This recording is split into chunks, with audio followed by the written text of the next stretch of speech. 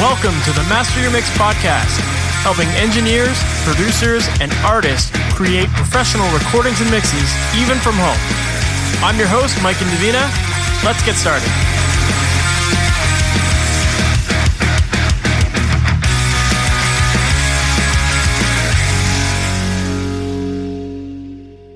Hey, welcome to the Master Your Mix podcast. My name is Mike and Davina, and thank you for hanging out with me today. Today, my guest is Anton Delost, and if you're not familiar with Anton is a producer, mixer, engineer, writer. He recently moved to Los Angeles, but for many years, he was running a studio out of Toronto with actually one of the very first guests on the Master Mix podcast, Sam Goyana. And Anton has done a lot of great work. He's worked with artists like Silverstein, State Champs, Hawthorne Heights, Seaway, and a whole bunch more. And in this conversation, we have a really interesting chat covering a lot of new things that we haven't talked about on the podcast before, especially on the topic of writing music with other artists and doing co-writes. And ultimately, when you listen to this interview, one theme that you're going to see come up time and time again is this idea of constantly serving the song.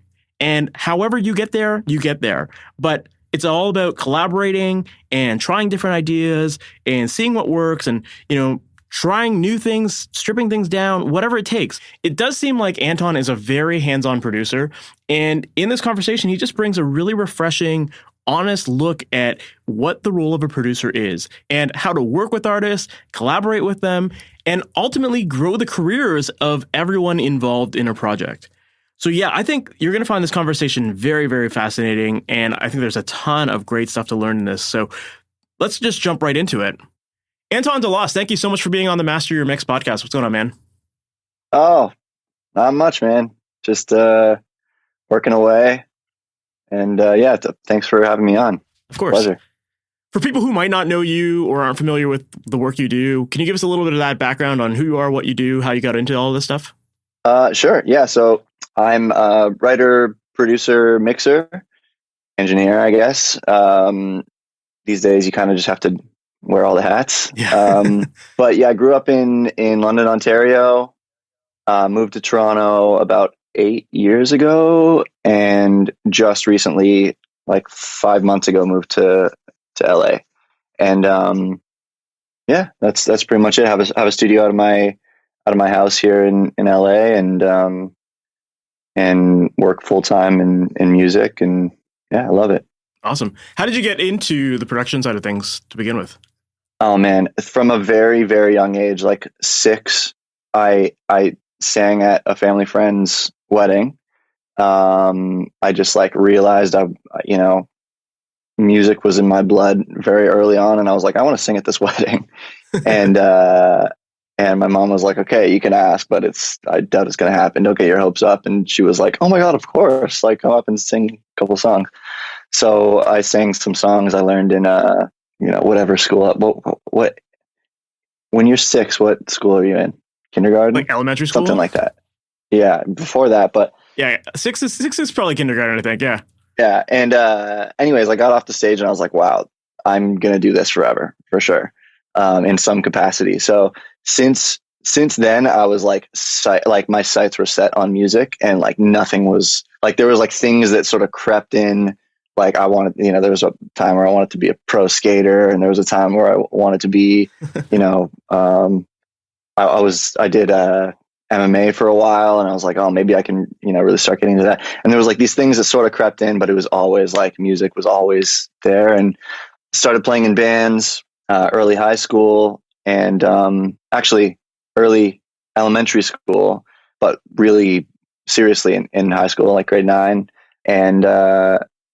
And then I realized that nobody really had affordable means for recording in the London area. It was all pretty big studios, or big for us at the time. And it was no sort of young local bands could really get into, make a decent sounding EP or record or whatever. And I was my dad was helping me with recording my own band on a 4-track cassette. I think it was a Fostex 4-track cassette recorder, and I would put it into Sony Vegas. It was this video production program. Yep. And I would edit the audio on that, and when in that don't want to date myself, but like in that day and age, it was like digital stuff was like, at least for me, I knew, obviously I never grew up with tape, but there was like those like smaller digital recorders, like the Boss units and that kind of thing. Yeah. Yeah, they were still really common, and it wasn't like super common for everybody to have a DAW kind of thing. So I had to like learn on like different things. And anyways, I was sort of getting that down, and I graduated to like a 8-track digital recorder. So you'd put in like a disc or so. I can't remember actually what you recorded onto, but those types of things. And I found that I could actually like record like okay sound, like I could actually hear, what we were recording. And I was like, oh, maybe I'll start trying. I just had this idea. I went to my dad and I was like, this was at 14, 15. Went to my dad and I was like, I think we should start recording, like just trying to record some local bands. And it was like all metal bands at the time. And metal bands are hard to record even with the technology today and what everybody knows today. But when you're 14 and have no idea about recording, metal is like especially hard to record because of double kicks and terrible players and that kind of stuff. Super saturated guitars and all that. Yeah, just like stuff where like you kind of really have to know. I mean, now it's different because like you literally open a plugin and it's like the perfect guitar sound.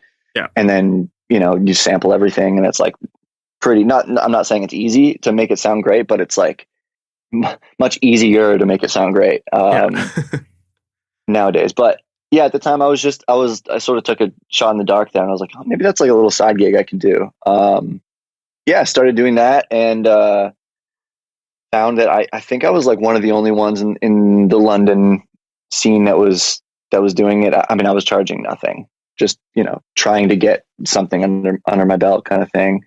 And then did that sort of through high school while primarily working on my own band. I really wanted us to, get somewhere, which we never did, but, which I don't regret. Loved everything we did. And, I'm really glad that my life has taken this path. So, but yeah, just, fell in love with producing. And at the time it was very much like, over time, I felt like I've really fallen out of love with engineering and way more in love with producing. And I know the two sort of go hand in hand a lot. Like I was saying, you sort of have to wear all the hats today. But yeah, I feel like the less I can think about, plugging things in and getting making sure things are in phase and wiring up a certain signal path so that I have I have multiple outputs, or just like solving problems, like that kind of stuff. It doesn't do anything for me. Like I just want to like create great music. And so when I have like stuff that's like stopping my creative flow, it sucks the life out of like making music for me. And I know that's like that. And I'm not bashing that at all. Like some people are so ridiculously good at that. We had an intern at our studio 6 or 7 years ago who out-engineered us every day of the week. He was so phenomenal at problem solving and thinking 3 steps ahead, and was also a great producer and musician as well. But his strength was just like knowing signal flow so ridiculously well that's really what you look for in an engineer. And like I think my brain, like, it works that way because I've done it for so long. But I don't really think of, whenever I have to plug in a compressor, I'm like, oh, just like click a plug in. I'd rather just like do the quickest, most convenient, most creative thing in the moment. You know what I mean? Yeah. And yeah, before, early on, I was like, I loved it all. I loved learning signal flow in school. I loved being able to problem solve and know how a console works and know how to patch this and all that kind of stuff. And now it's just like, I just want to make an amazing song, take all that other stuff out of it. Yeah. So it's kind of funny. Yeah. It's like, I feel like in some ways, the technology has made things way more accessible and work faster and more creative in this and that, but it also kind of, eliminated expertise in a certain way. It's like now we all have to kind of be the jack of all trades and know the engineering and the production side of things and the editing and this and that. But like back in the day, it was like there was a producer, there was an engineer, there was like, tape operator. Like there were all these like specialized tasks, and like you had a team of people that were really fucking good at it. And when you had that team together, you got amazing results. And now it's like, yeah, like, you know, to see like what you're saying there, I agree with you. It's like sometimes you want to do the thing you love the most, you know, and it's like all these other things are just getting in the way, but it's kind of this unfortunate byproduct of the technology that we have now, I guess, right?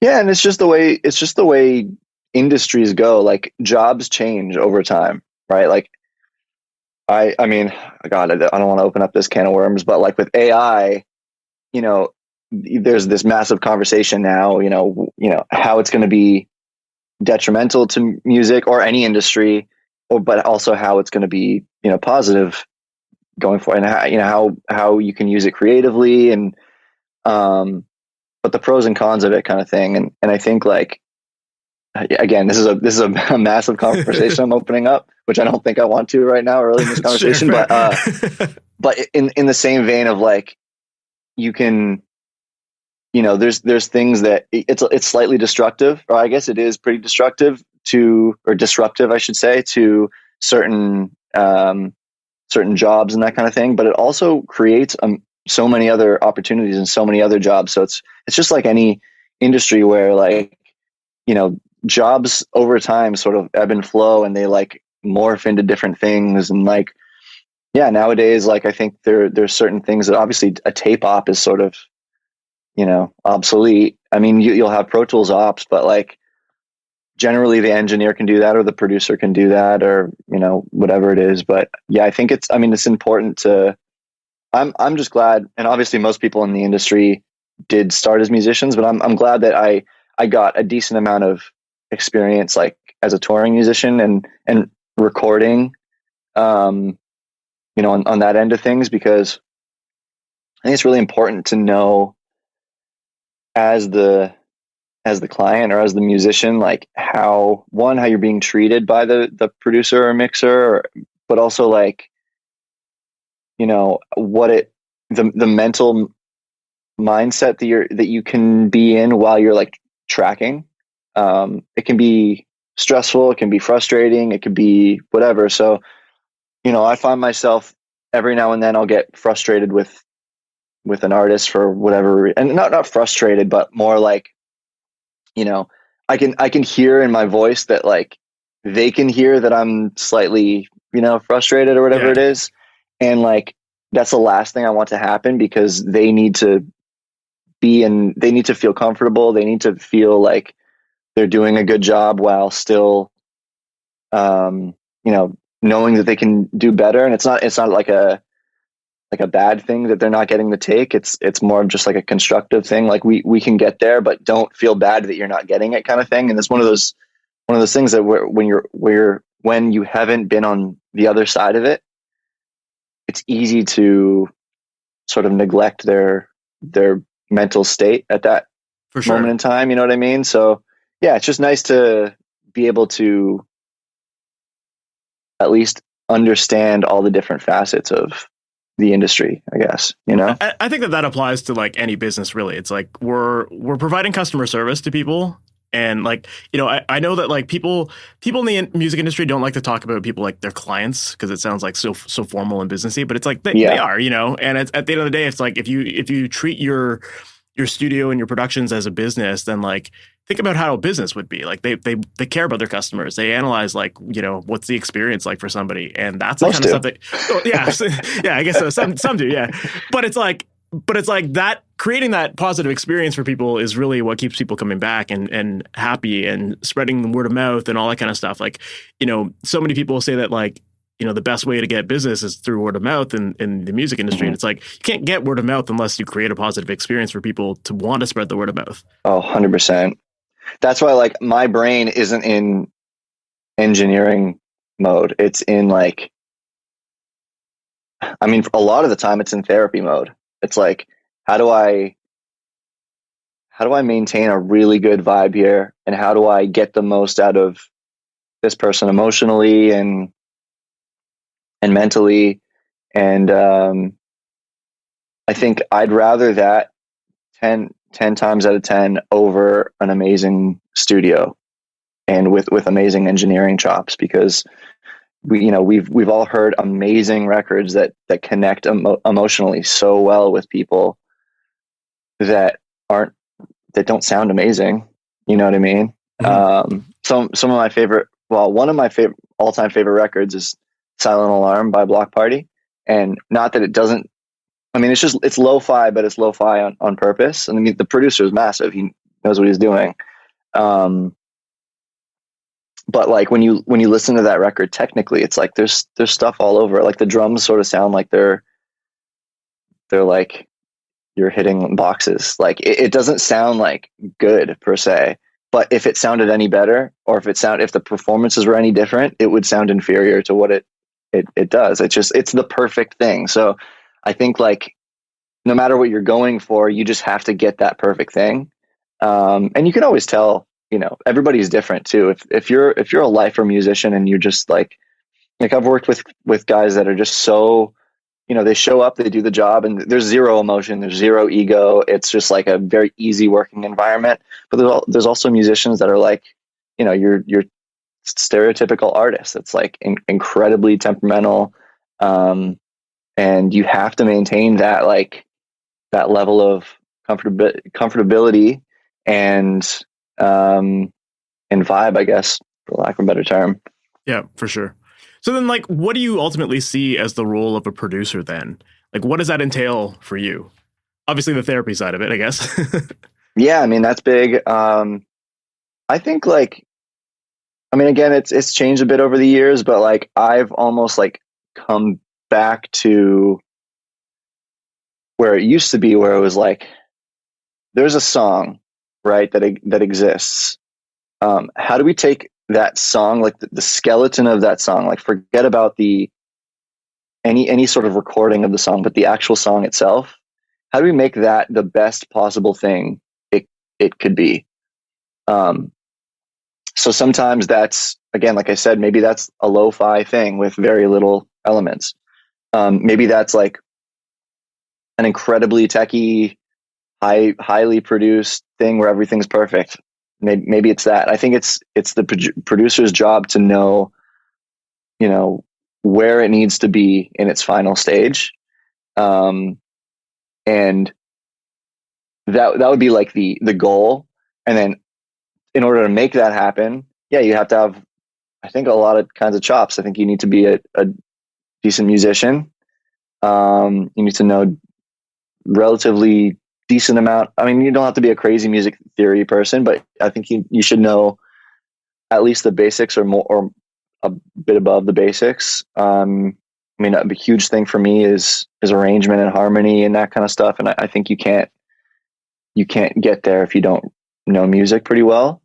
I mean, I think all producers sort of started as musicians, right? So that would be a prerequisite, I think. And then, yeah, I think basic, like, I think being really creative and hearing something and being so inspired by something that you can take that element and just run with it and make it, you know, maybe it's a rhythm guitar that doesn't need to be creative. Like, I think my brain's in like a bunch of different places because I've been working on records that are like, just throw shit at the wall and see what sticks. And anything goes kind of thing. And it's like, whatever style that song is, let's go in that direction as far as we possibly can, and like make it as good of that version as we can. But then there's also records that are like, you know, pretty standard, just like rock records or pop punk records, where it's like, yeah, you don't really have to go too far for it to do what it does best, kind of thing. Mm-hmm. But yeah, I think that's a long-winded way of just saying, like, you know, hearing a song and working with an artist and making that song and recording as good as it could possibly be sonically and emotionally. Fair. Yeah, of course.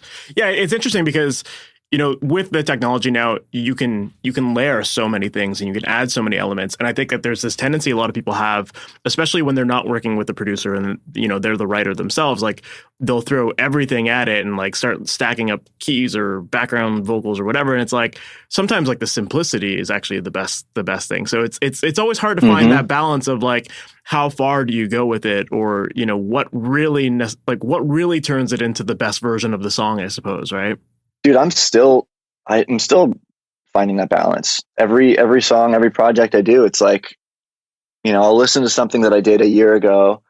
I'll go, it was probably too much I did. You know what I mean? And, but at the time you're like, there's certain projects where I'm like, I need to prove myself, or I feel like I need to prove myself or something. So I like put too much in, or I go, or I go like, this can't possibly be enough when it is. But like in my head, I'm like, oh, it can't be this simple. Like it's got to be more. Like they hired me to do my stuff. You know what I mean? I can't just like let it be this. But sometimes you can just let it be that. You know what I mean? Like, I think it takes a certain amount of confidence and like confidence in yourself that like when you hear and like trust in yourself that when you hear something and you have that initial like gut reaction, it's like, that initial thought, maybe your initial thought is wrong, but a lot of the time you're like, you hear a song and you're like, I feel like this would be really cool just like with nothing on it, a lead vocal or a doubled vocal and, some doubled guitars and a guitar lead and just like really make it like feel like you're watching a band. But then you have to have confidence too that like, I just worked with this band where like everything they've done beforehand has been very stripped down, not stripped down, but like not overly produced at all. Pretty organic, pretty much like you're hearing the band in a venue. And then I came in and I did their new record or their new couple new singles so far. And, I went pretty far with the production while still trying to maintain it sounding like they're a band in a room, which is what their fans love. So it's like a big risk for me coming in and sort of like changing that up. And you just have to have confidence in the fact that that's what's best for the trajectory of the band. That's what's best for the song. That's what's best for the project. That's, it's just the best thing that they need right now, or that song needs right now. For sure. Well, it's also like you can feel the excitement in the room too, right? Like if you overproduce something, but the band's like really excited about it, then they're going to have the confidence to go on stage and play it that way and own it, So it's like if that ultimately gave you the sound that got everyone excited, then who cares what it ended up being, It's the exciting thing. Yes, exactly. And yeah, with that particular project, like, I kept adding things, just like trying, because it was my first time working with the band. I just kept like trying little things and they kept being like super stoked on it. And I don't think they've ever done that kind of stuff before. And I was like, oh, I guess this is the direction that we're taking it. Cause you always feel it out in those little moments where you just like try something. Right. And you just sort of run with it. There's little social cues, there's little, or, maybe just a blatant, somebody blatantly going, nah, that's not the way. That's not the direction we want to take it. So, you can feel it out pretty quick, I think. Totally. There's also something to be said too for when you record a band that has experience in the studio. They're also coming at it from they have their own experience, and there's things that they like about that experience and things that they don't like, and that can also inform where you go with that project. Mm-hmm. If a band's like, oh, we hate the fact that it just sounded like so plain, then it's like, okay, cool. Well, let's build this up a little bit, let's add these extra elements or something like that. Right. Yeah. And like for me, man, there's always a balance, like you were saying, with in this case, there's always a balance between like doing what the band in the moment thinks is the right thing, but also like trusting yourself and being that person that they hired and the whole team hired, and being that like professional, objective listener to the track, and really strongly thinking, this is sort of what we need to do. And, oftentimes, the majority of times, everybody's either on the same page, or you are on the same page mostly, and then you just compromise the rest of the way and everybody's happy. Every now and then there's a tricky one where you're like, oh man, I feel so strongly that it should be one way, and the band, or like one person in the band feels like it so strongly needs to be another way.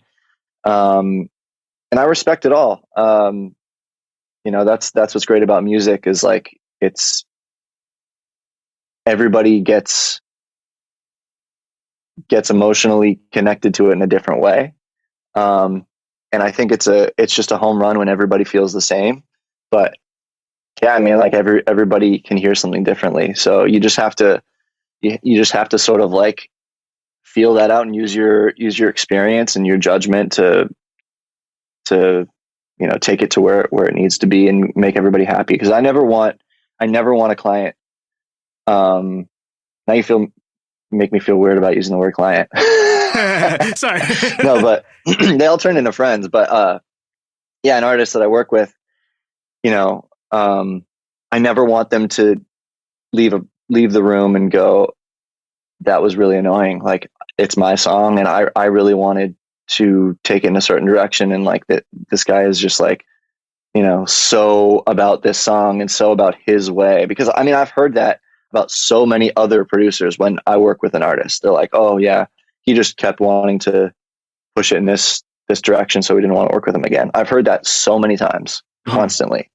And I'm like, I never want to be that guy. I want to make that the musicians so happy that they're like, and maybe you get to that point at a certain point in the project. There's a crossroads, and you're like, well, we're definitely seeing this differently, but let's keep working at it until we're both happy, because that's ultimately that's going to happen at some point. Unless it doesn't, but I want that to happen. Like, I think we both want that to happen. So let's keep working on it until we're both happy, and it's going to be even better than either of us imagine. That's what I want the end. If there ever is like a crossroads creatively, that's what I want us to overcome, kind of thing. I don't want to get to that crossroads and then for one of us to just submit, because I mean that happens too. But I think the best music is created when everybody is like, wow, we overcame that a little bit of creative, I don't want to say disagreement, but I mean, I guess sometimes it is disagreement. Yeah. Indifference or something. Yeah. And just like once you overcome that and you find something better that everybody loves, like that's when I think magic is created. For sure. There's also something to be said too for like, maybe this doesn't apply as much for someone who's just getting started with running a studio, but the longer you do this, the more of a catalog you have that kind of is indicative of this types of music that you can work with. And if everything that you work on sounds very over the top, then someone who's looking to hire you is only going to hear that, and they're going to know very quickly if that's the sound that they want or not, right? And then if you have like a more of a diverse portfolio, or maybe some of it is really simple and stripped down, and then some of it is over the top, then I think that shows that you're a little bit more flexible with like meeting the artist's like vision and working with a bunch of different styles of people. So, obviously in the early stages, you don't have that portfolio there, but over time you'll develop that and you'll kind of make your sound known, I guess. And, hopefully that weeds out some of the people that are the wrong fit for you to work with, right? Yeah. I also think that's a sign of a good producer too. When you can, like I was saying, like when you can hear something and go, that's just the best thing for this. I don't care what my personal preference is or my musical taste or background is or whatever. That's the best thing. I can just hear it. Like I think that's the sign of a good producer. Yeah, for sure. I can't remember who said it, but I want to say it was like, no, I don't want to say who it was because it's probably not them, but it was a quote from some producer, who was like, you should, maybe it was like Andrew Sheps or something. Anyways, who I know you had on the podcast, which is really cool. I love listening to him talk. Anyways, he's the best. Side note.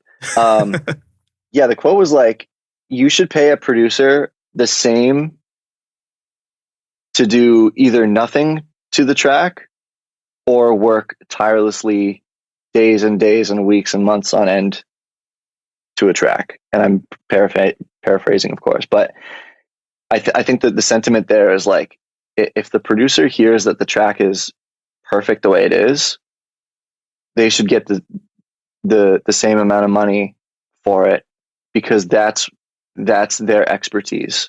That's knowing that, they're sort of the ones who sculpt that like final product of, that you listen to.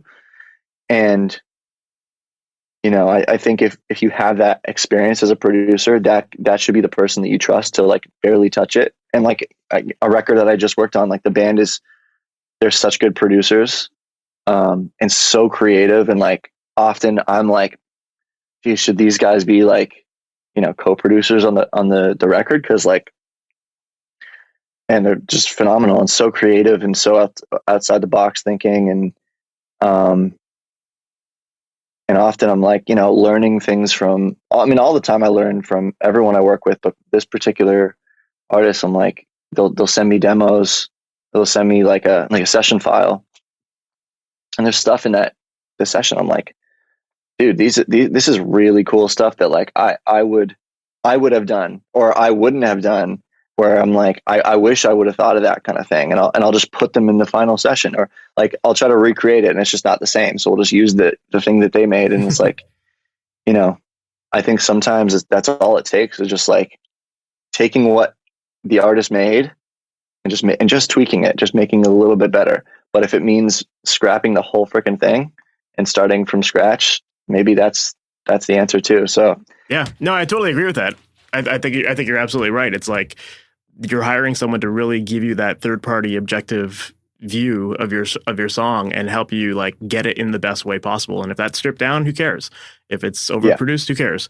It's just like whatever really gets you that ultimate best sound. It's going to connect the most. Yeah. So then ultimately for you, how do you determine what makes a good song? Like, how do you know when that song has reached that point? Oh God. Loaded question. I mean, that is so subjective. I'm at the point where, God, I've just been really busy over the past 6 months or so, where like I haven't really had a whole lot of time to listen to a lot of new music, but I try to check out as much as I can. And there haven't been a lot of new artists or new records or new songs where I'm like blown away. And every time I hear something new that I'm absolutely blown away by and like really emotionally connected to, I try to like analyze why, like, why do I care so much about this?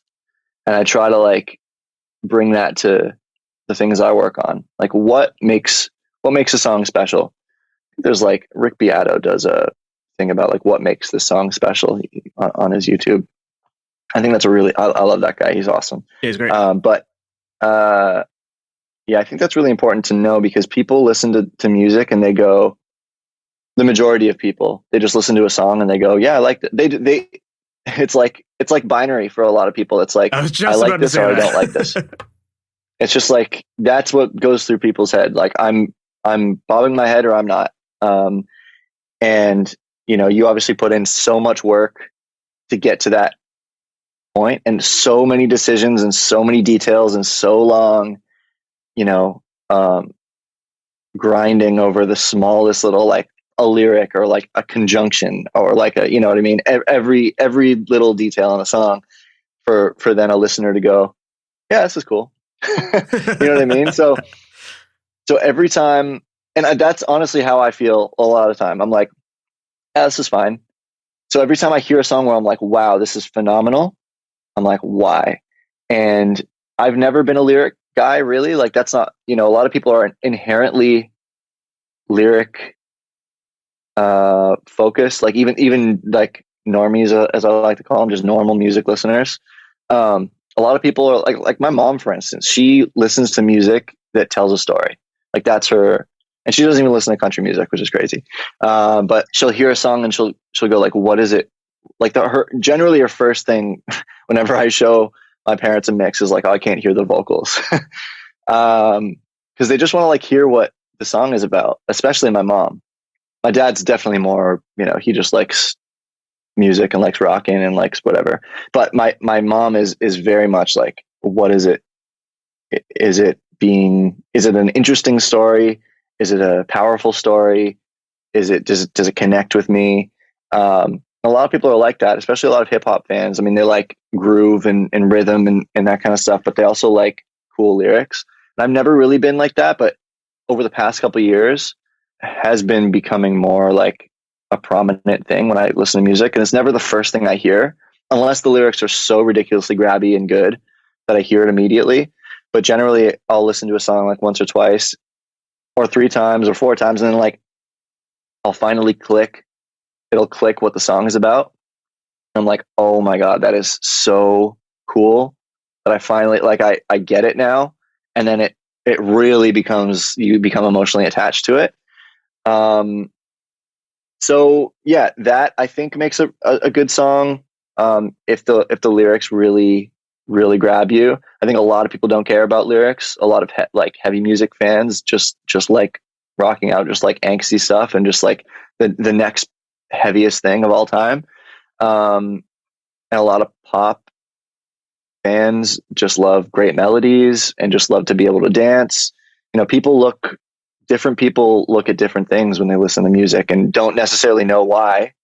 You know, they don't analyze what they like about music like we do. They, like I said, they just like it or they don't.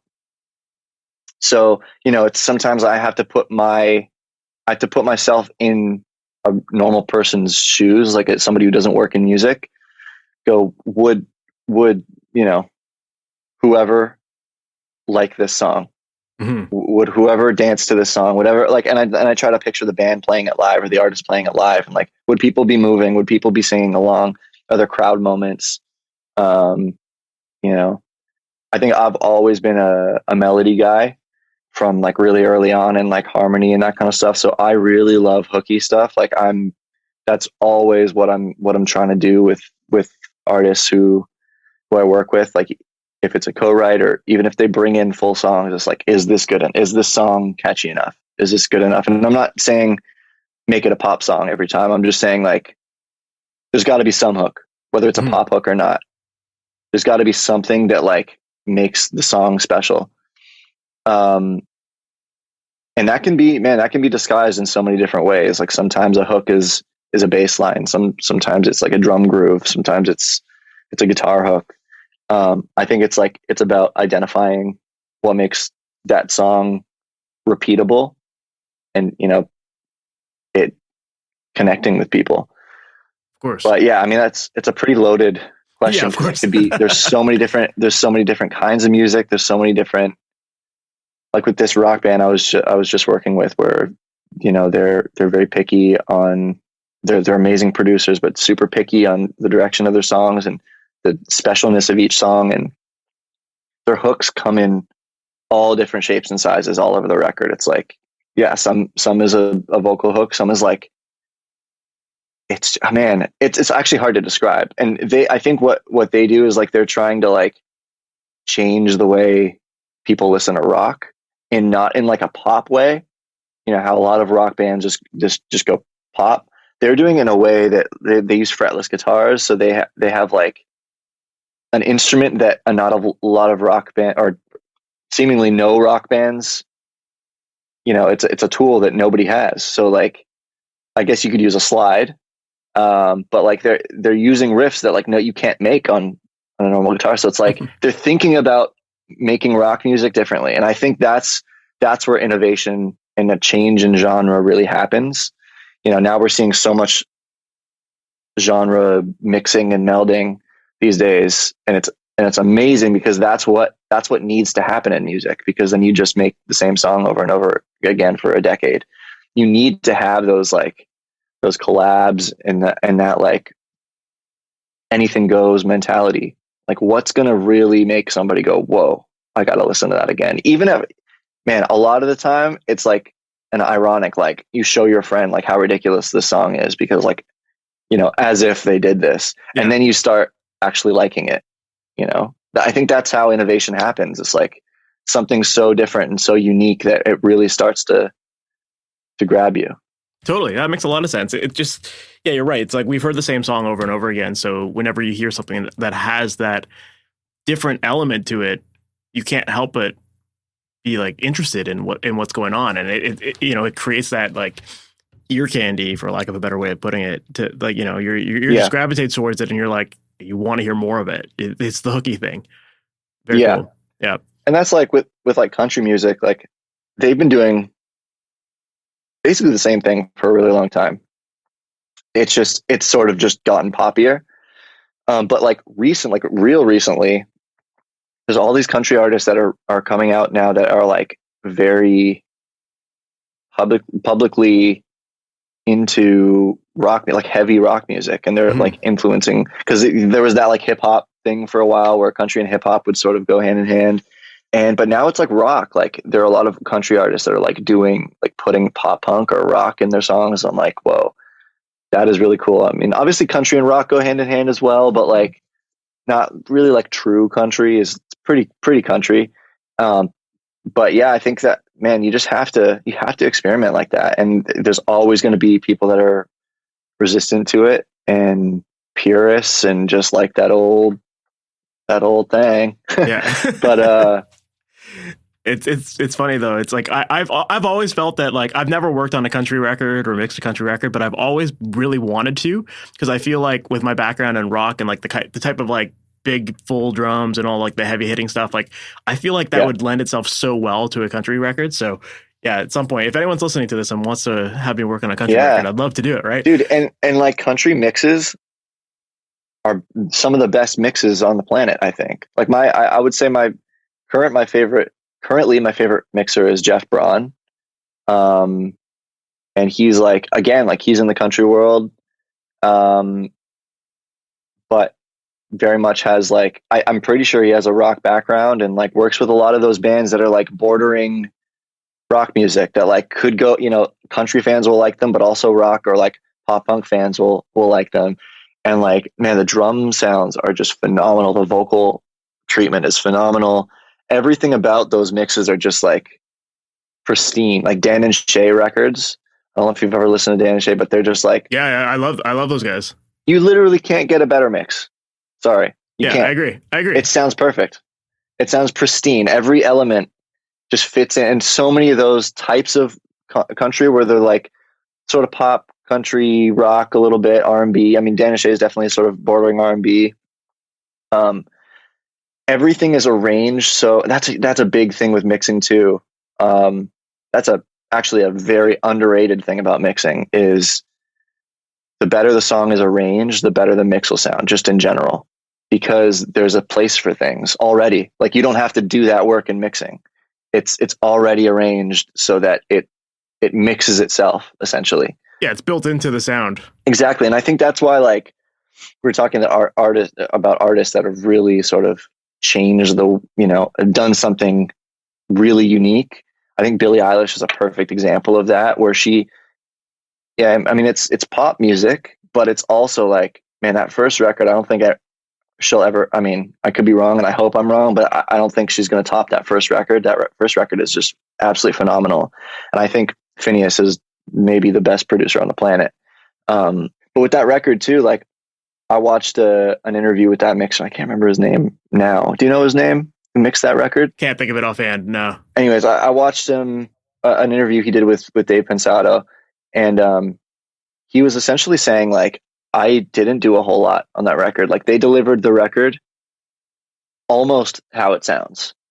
It was just arranged so perfectly. Every element was so perfectly placed and EQ'd and, already there, that I just needed to clean it up and find, just enhance everything essentially.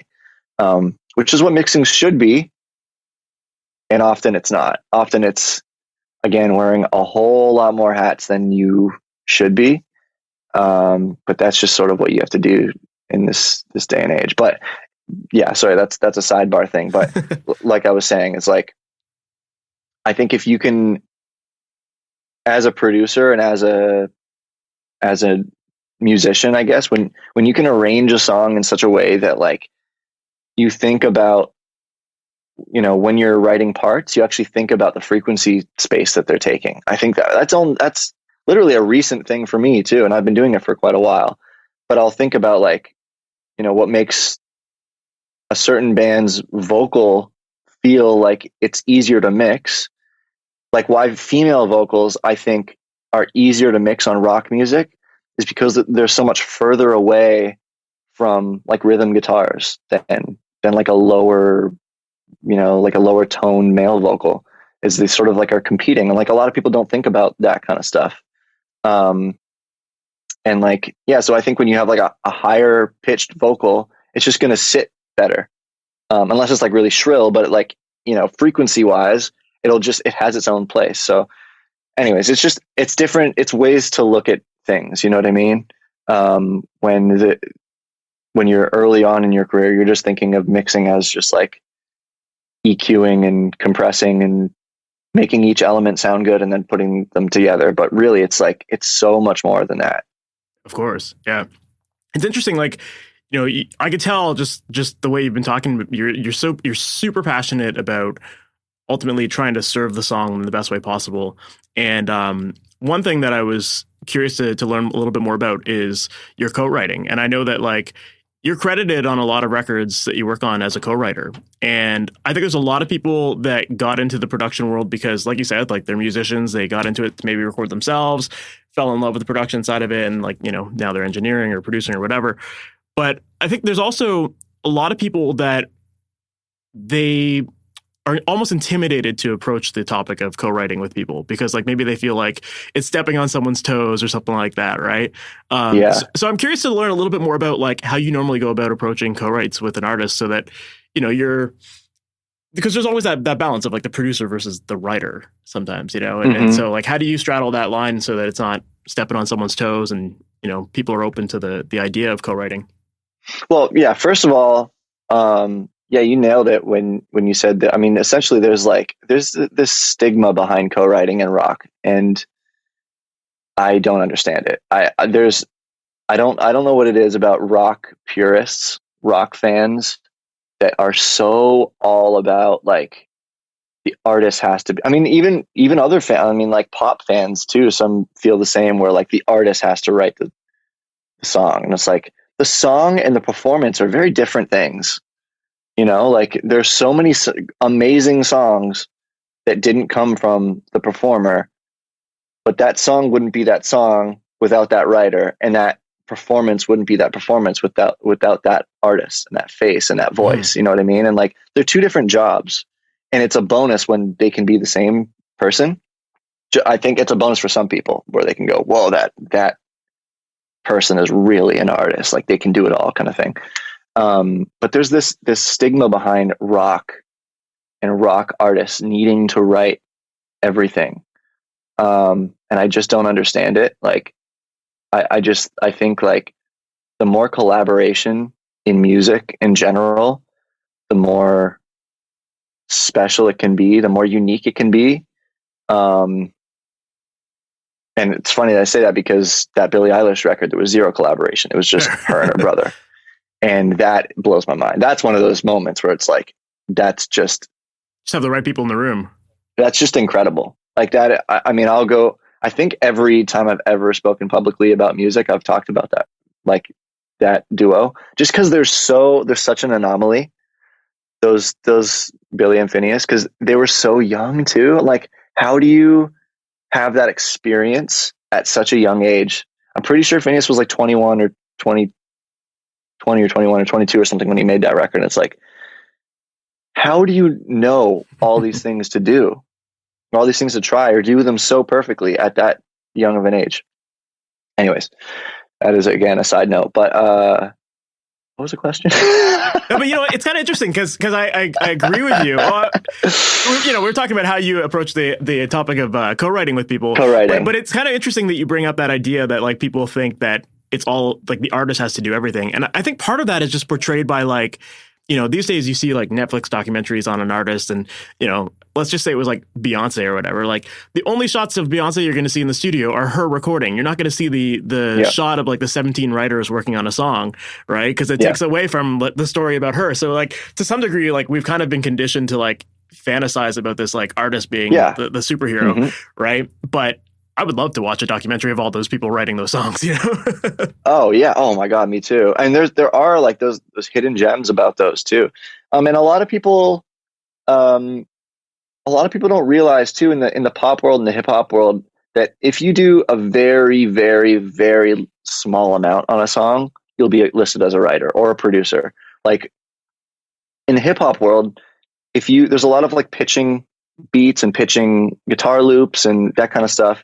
And if let's say I pitched just like a little guitar loop, 8-bar guitar loop to my publisher, and they sent it off to a bunch of artists, and one particular hip hop artist was flipping through ideas, found that guitar loop and was like, I want to work on that song. And then that song got released, and it, they worked on it with another producer. And by the way, I would have no idea the whole time. Like, they never tell you anything. They just go, one day they're like, oh, hey, by the way, your song was used in this thing and you got this much % on it. Or is this okay? So that's a weird thing in itself. But a lot of the times in those scenarios, you'll actually, if they do use your song in generally in the hip hop world, and I don't know if it happens as much in the pop world, but you would be credited as a producer as well. Even though you'll never meet the artist, you'll never be in the room for producing the song, but because you essentially produced that loop and recorded that loop, you're not only a writer, but you're also a producer on the song. So a lot of people don't realize that, like, on those songs or those records that have like a million different writers, like sometimes it's like very little amount that writer did. Maybe it was like one little loop or whatever they came in, or a lot of the times in those big sessions, like in Nashville, it's like an even split no matter who's in the room. Even if they barely do anything, because the argument is, if they weren't there, maybe the song would have come out differently, kind of thing. So yeah, I think, people just get caught up in seeing, I've seen people online go, oh, this person is listed first as a writer on Spotify, so they have the biggest share, when it's literally alphabetical order. And like, people just don't know any better. So in the rock world, I really think it's important that people just need to be more okay with, like, fans and bands and artists just need to be more okay and more willing to collaborate and co-write, because, like, why not? Like, who cares? Mm-hmm. People just want to hear a cool song. And I think it's important, especially in rock, because there's a lot of really creative people in rock, and a lot of bands wouldn't be who they are without those people in the band. And I think it's important that they have a big stamp of their own creativity on it. But I think there's things that certain co-writers can bring to songs that the artist really needs, and I agree that, sometimes bringing in a co-writer will not be the right move and will make the band too commercial or too, whatever it is. I don't really subscribe to that too much, but every now and then there'll be an artist that'll just go like just lose all credibility kind of from that. But I also think it'll just take them where they need to go and really make them blow up and be fantastic, and just like learn. Man, even if you don't even use the song, for the artist to have that experience working with a different writer or a better writer, you just learn. You go, oh, it like unlocks new ways of thinking. Like every artist I work with, I go, oh, I never thought of it that way. I could think of writing a little bit more from that angle. You know what I mean? Totally. Yeah. It's like every time I work with a band, I feel like they leave the studio feeling like they learned more about themselves as musicians, and they learn more about how to record. As they should. And it's like the songwriting is this like almost secretive process that no one wants to show how they did it. And it's hard to discuss how you come up with ideas, obviously, but like seeing it in action is a different thing. You can actually learn a lot from that process. And writing by yourself and writing with somebody that you really trust and you've always written with, and then writing with a stranger, stripping naked emotionally and writing with a stranger, all of those things are very different processes. And I think when you haven't done a co-write before, that is very shocking and very like uncomfortable. But once you start doing it, man, it's just so like streamlined and so creative, and almost just feels like it can feel like a day job in a good way. Like it can feel like, oh, you just show up, write the best song you can and go home. Like sometimes those songs are the best ones. Sometimes a song where it was incredibly emotionally draining and took 2 years to write, or you wrote by yourself in 2 hours in your bedroom. Like it doesn't matter where they come from. All that matters is that it's good and it connects with people. Yep. But I think just people shouldn't be so afraid to co-write. And I think a lot of, every time a band signs to a bigger label, labels generally like their artists to co-write. For sure. Because it just leads to things, maybe it doesn't, but maybe it does, why not? So as far as that line of, being a producer versus being a co-writer, part of being a producer is that you're going to occasionally come across an artist that maybe, they've overcomplicated the riff or whatever. And you're like, oh, let's try it this way. And you kind of help. That's all of them, by the way. Yeah, fair. But you workshop these parts, and then I guess there's that line of well, is that now co-writing that you've contributed that input, or is it? Yes, I think it is. Okay. I do. Yeah. I mean, I think it depends on how much, and it depends on what your relationship is with the band and what your stock is in the eyes of the artist and the team behind the artist. But let's put it this way. I've gotten publishing for way less on stuff where I haven't gotten publishing for doing way more on other stuff. So does that make sense? Yeah, I think so. Yep. Yeah. I've done not a whole lot on certain projects and gotten, or certain songs and gotten 10, 15% or whatever it is. Maybe it's I wrote a little guitar lead or whatever. And then some, it's I changed the main hook of the song or the lyric of the song, and then they made the album the name of the song that the title I just came up with, and then it won't be they'll be it'll be pulling teeth to get anything out of them. So it's always different, and it kind of sucks when artists are super defensive, because at the end of the day, we did that together. And you wouldn't have had that hook if it wasn't for my contributions to it. Or you wouldn't have had those guitar leads that really made that chorus soar, or whatever it is. You know what I mean? So I think and that's just a sign of inexperience. Yeah. That's what it comes down to. I feel like the more experienced the artist, the less problems you have in that. It's just, you cool with this? And they go, yeah. And that's the end of the conversation. Yeah, for sure. So then are you having conversations before you work with an artist about hey, if I'm contributing stuff, it's co-writing, it's considered co-writing, or how does that work? Because I imagine that if you're okay, try out this cool lead, and they're oh, that's the shit. We're keeping that in there. And then you're okay, cool. Just so you know, if you're going to use this, I'm getting a percentage. You know what I mean? Maybe it's not that blunt of a conversation. That would right? be the biggest vibe kill.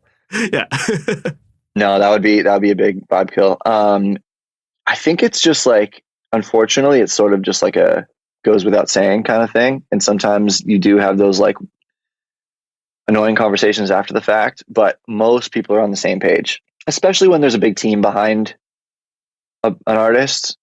Everybody knows how it goes. If you're in a label or you're in a management team or whatever, they know how writing goes, and everybody's sort of and obviously they weren't in the room, but it's a pretty standard thing. I feel that's the area where a lot of people listening to this would have a hard time. It's I did contribute something. I probably should get a percentage, but am I just waiting for them to show up on my SoCan checks or something like that? Probably not. No, I know. And the writing, oh man, the writing world, the publishing world is a really hard thing to understand, because and I'm still trying to understand it. It's something that you aren't really taught ever, and that's really unfortunate. You aren't taught, at least in the capacity that you should be. And I think knowing where your money comes from is that's number one. You have to, not number one, but it's definitely up there. If you don't know what Sound Exchange is and what your IPO is and how to submit songs and shares for the songs and how to collect the money from those different companies and what they even all mean, it's really hard to ever get paid, and I think that's where, if you have a publishing deal or at least an admin deal that, takes the weight off your shoulders. But before then, it was a long time before I had all that stuff, and yeah, I wasn't submitting anything properly, and I wasn't getting paid for anything. And granted, those songs weren't making a whole lot, but once you see that first check come in from, like, I think my first SoCan check was $4. And even though it's such a small amount, they also send you this like plaque. It's kind of funny. I'm definitely going to put it on the wall one day. But once you see that first bit of money that comes in from literally doing nothing, even if it's $4, it's like a really cool feeling, and it like really lights a fire under your ass, because you're like, whoa, that was just passive income. I know it's $4, but that $4 could be $100 next quarter, and then $400 next quarter, and then $1,000 next quarter. And if all goes right, I guess. But it's one of those things that like it really makes you want to understand it once you just see that first check and go, I need to make sure that all my I's are dotted, my T's are crossed in order to actually get paid from the right places here. And again, it's a full-time job, like knowing where all that stuff comes from and making sure it's done properly. And so many labels and publishers and managers don't do it properly. So then it's like up to you to like make sure it's not. Dude, I haven't seen stuff come up on my SoCan that has been out for a year, and that's with a team behind me. So it's like, if you're listening to this and you have like trouble with that kind of stuff, I feel for you. And like, I have even friends of mine who like I often work on co-writes with, or like we'll do pitch songs or whatever, but he doesn't really work in music, but he's like an amazing writer and musician. So I always try to work with him. But it's the same thing for him. He's like, he hasn't seen anything because he doesn't have that. One, he doesn't have that team behind him, and two, he doesn't have the time or expertise to, figure that out and actually make sure he gets paid from those places. So yeah, it's not an easy answer to like, anything publishing related it's pretty tricky, and it'll just come over time, and it's all about just like doing it more and more. And the more like the bigger cuts, or I guess I would say the more cuts you get with like bigger artists who have more of a team behind them, the more you'll like learn about the publishing world and the admin world, and like actually where that money comes from, and like seeing it being done properly and that kind of thing. So but yeah, and in terms of the conversation with the artists, again, it's sort of similar. It's just like a feeling out thing. In my deal memo that I send out before, like if it's for a project I'm producing, if it's like a strict co-write, like we're all getting in a room and just writing a song and it doesn't have anything to do with producing, that's like goes without saying. Everybody deserves, it's either an even split, or it's usually an even split. Yeah, and in some places, people just walk in with like a form being like, "Hey, here's our splits. Like let's talk about this before we start," kind of thing. Like, yeah, and sometimes an artist will bring in almost a full song, or like a verse chorus, and then you just finish it with them. You write it like a second verse and a ridge, and then you change some chorus stuff, rewrite whatever. And then I don't really think that's warranted for an even split, because the artist really came up with the majority of the essence of the song. So maybe you should get a little bit less, unless you like really strip it down and you like start, rewriting everything. But you could also make the argument that if the hook is in like one of those extra things that you add, then maybe that is worth the even split, So. Exactly. It's all subjective with that certain situation. But if it's like, they bring in like a verse chorus, and then that doesn't really change, I think that's the essence of the song. Yeah, for sure. But anyways, every situation is different. But yeah, again, it's just like you have to feel it out. It's always about feeling it out. And sometimes I'll write a little guitar lead, and often, with the stuff I'm producing, like I just play it too. Like I'll just be sitting down I'll just say, "Hey, can I just see the guitar for a sec? I just have an idea." And I'll try something, and they'll go, "Oh, that's great." And they'll just go, "Just record it." And then I'll just play it. And then like, I'm a pretty hands-on producer when it comes to that kind of stuff. So obviously, a lot of the time I'll sing stuff too, like backing vocals or whatever. Even like, man, I've even mixed records where I felt like they were underproduced. By the way, this is not great advice for anyone, but like, again, it's all about feeling out, and it's all about like, if you deliver, if you get this is what happened to me. I got a session, and I just heard that I just sort of felt like there was things that it could have had, and that is definitely stepping on the producer's toes, and you don't want that. But I have a good relationship with the producer and the band, and I was like, hey, I just like heard some things I just want to try, and if you don't like them, please feel free to not use them. No, not offended at all, but just hear it out if you don't mind. And they're like, sure. And I added harmonies. I added some guitar stuff, some production stuff. And they were like, wow, that's all awesome. Just do more of that. So as the record went, as I started mixing the record, I just added more and more of what I heard as a producer. And by the end, they gave me a co-producer credit. And sometimes that's just what happens. Like, but again, it's like, you can feel out when that's not cool. Of course. Yeah.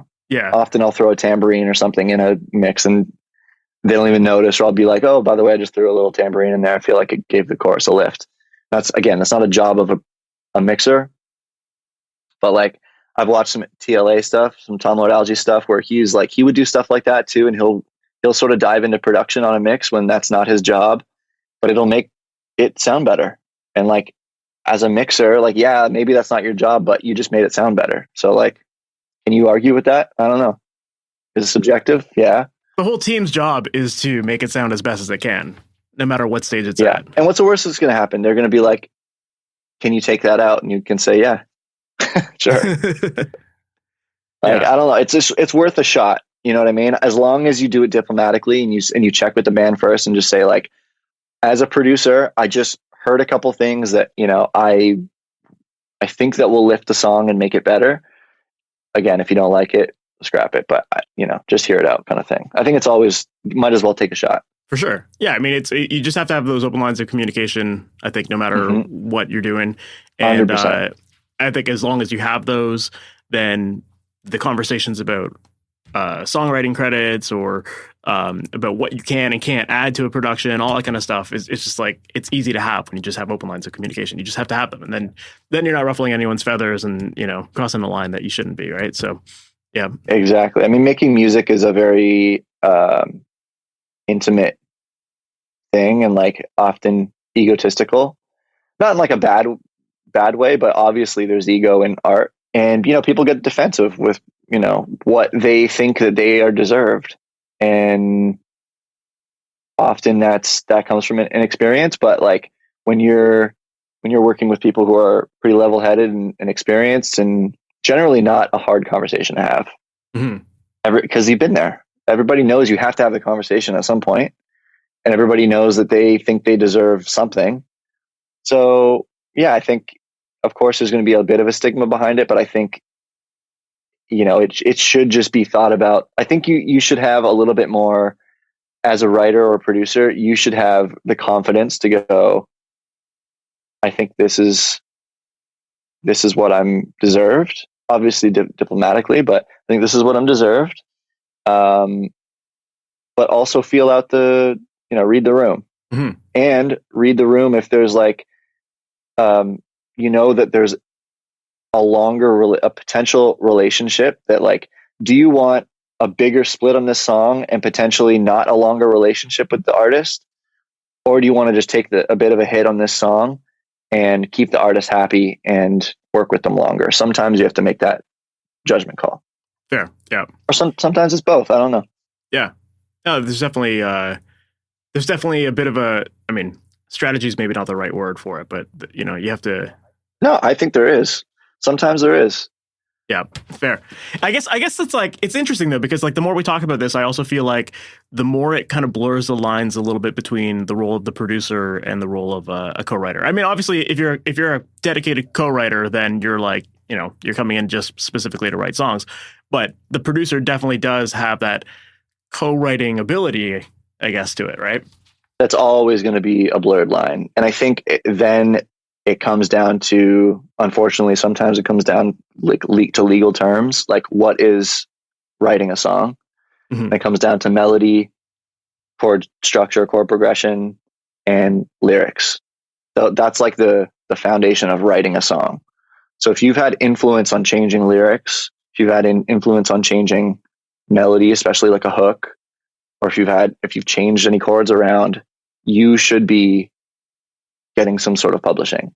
And I've had projects where I have absolutely changed all three of those things, and it was a battle getting any publishing, and I didn't get any publishing, and that really sucked.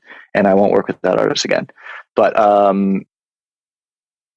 that's legally what writing a song is. So, and then there's like a blurred line of like you saying, "Oh, this line's definitely got to change," and then you sort of collab with the artist about, changing that line, and you sort of like throw some ideas back and forth, and then they come up with a better line.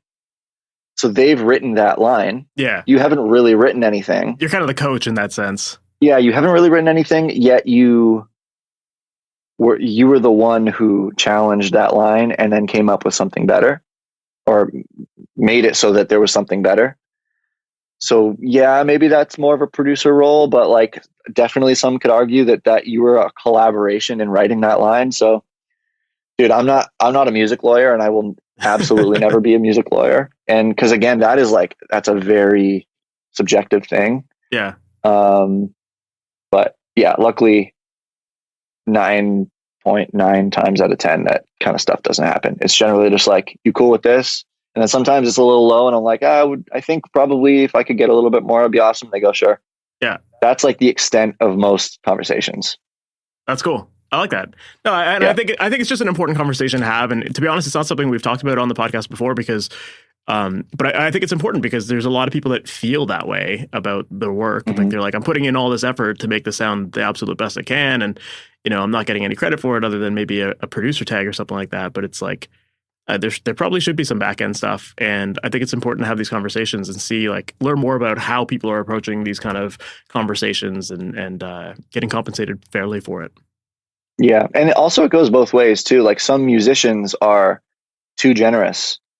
And I think that, I just worked with an artist who was like, came in with the whole record written, and yeah, we changed a lot of stuff, but like, are you cool with like 50-50 on the whole record? And I was like, what are you talking about, dude?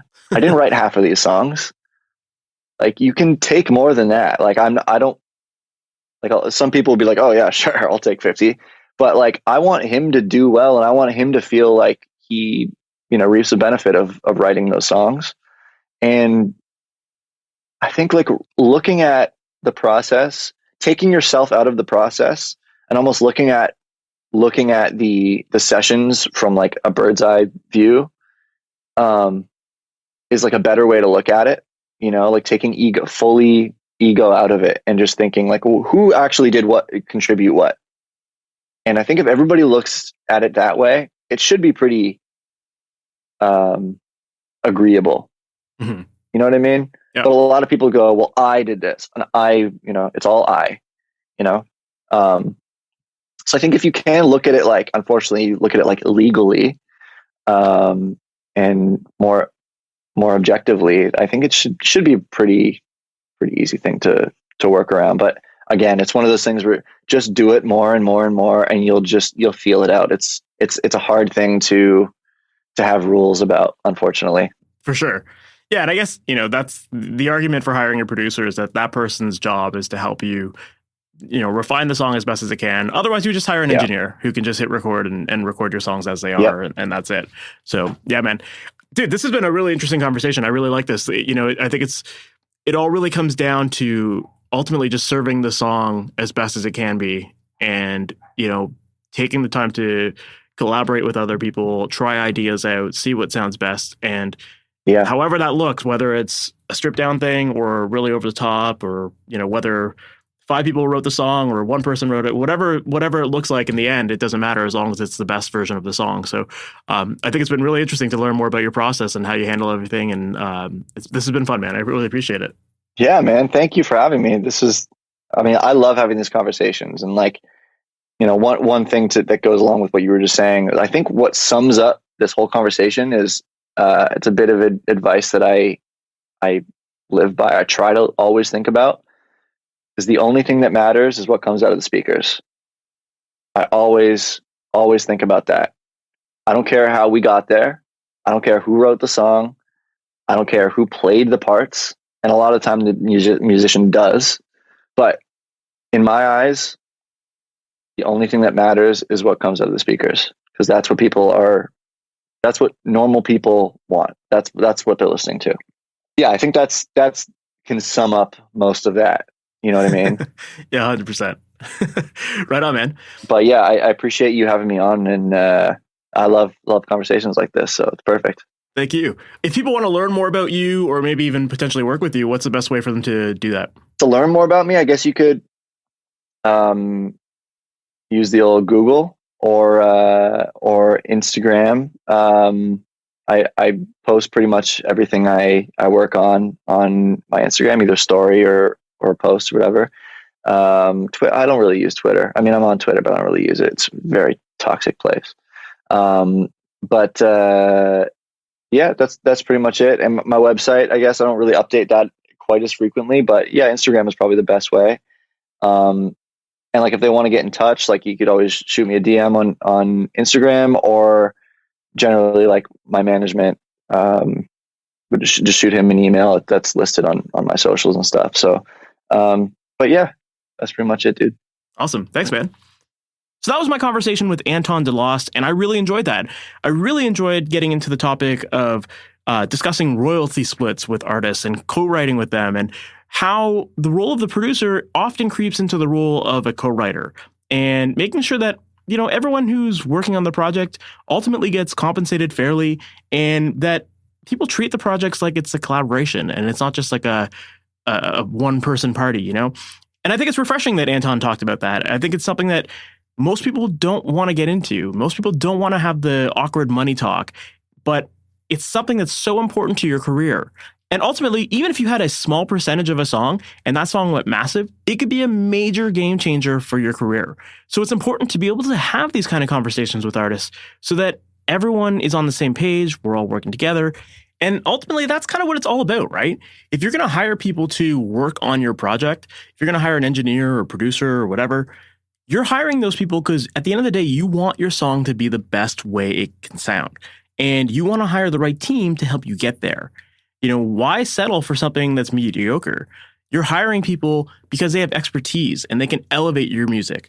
And that is a big reason why people hire a producer or hire an engineer, that kind of thing. So yeah, I think once people realize that the goal of this is just to make sure that your music gets showcased in the best way possible, I think that doing things like co-writes and splitting on royalties and all that kind of stuff, I think all of that makes sense at that point. So yeah, I thought that was really fun. I really enjoyed having that conversation, and I hope that you learned a lot from it. I certainly did myself, and it's got me thinking about how I want to approach working with artists and how I want to handle the topic of royalty discussions and that kind of thing. You know, again, it's not always the easiest conversation to have, but it's important to have that when you are contributing a big part of, or even a small part of, a record. So yeah, I hope you enjoyed that. If you did, make sure to subscribe to this podcast. That way you're notified about new episodes as they go live each and every Wednesday morning. That way you don't miss out on more of these kind of conversations. And if you're looking for help on creating pro sounding recordings from your home studio, make sure to visit MasterYourMix.com. That is a website where I have tons of great resources designed to help make the process of recording, editing, and mixing your music easy. And one resource that I want to point you to is my book. It's called The Mixing Mindset. In that book, I break down the process of mixing step by step so that you know exactly what steps to take throughout the entire process. That is available at MasterYourMix.com. Or if you're looking for more in-depth coaching, if you're looking to have someone listen to your songs and provide you with feedback on what's needed to elevate them to the next level, or what's needed to optimize your process so that you know exactly how to mix properly or how to record properly, or what steps to take to streamline your process so you can work faster and smarter. If you're looking for that kind of help, then I want to tell you about my coaching program. It's called Amplitude. Amplitude is where I will work one-on-one with you. We have up to daily conversations where you can send me your tracks, ask questions, get personalized feedback to make sure that you're taking the right steps throughout your entire process. If you're ever feeling stuck, if you're not sure what to do, Amplitude will help get you the answers. So if you're interested in learning more about that and getting that one-on-one help, make sure to visit MasterYourMix.com/Amplitude. All right, so with that said, we have now reached the end of this episode. Thank you so much for sticking around to the very end, and I can't wait to chat with you in the next one. Talk soon. Later. Thanks for listening to the Master Your Mix podcast. To have your questions answered, submit your questions to questions@masteryourmix.com. Please go to iTunes and subscribe and leave a review. And for more information on how you can improve your mixes, visit MasterYourMix.com.